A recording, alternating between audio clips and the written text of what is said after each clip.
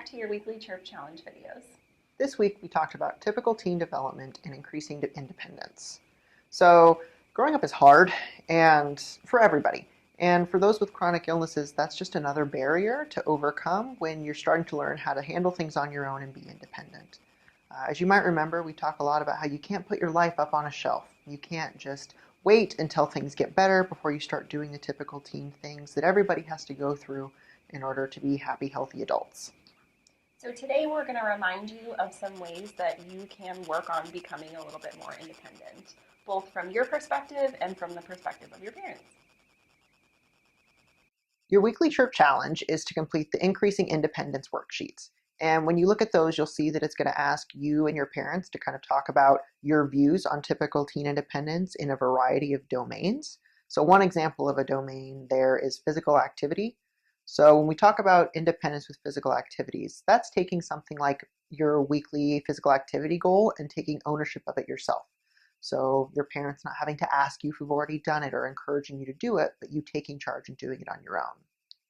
Another domain that we talk a lot about in Chirp and beyond Chirp is school. So one way that you might be able to increase your independence in the school domain is to be the one who takes more responsibility for communicating things with your teachers. So that might be about 504 accommodations. It could be about a missing assignment or making up work. Really anything. It doesn't have to be very specific, and it can be specific to you. Yeah, another thing that we talk about is sleep. So independence with sleep might sound kind of funny, but this is really managing things like taking charge of your own nighttime routine and saying, this is when I'm going to go to bed, and here's all the steps I'm going to take to get ready so I can have good sleep hygiene.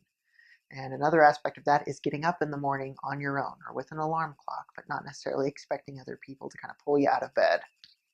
The last one we're going to talk about is every teenager's favorite thing, which is household responsibilities or chores. So I definitely had chores when I was growing up, and I know the parents who might be watching, or maybe the teenagers are not allowing parents to watch these videos, I don't know.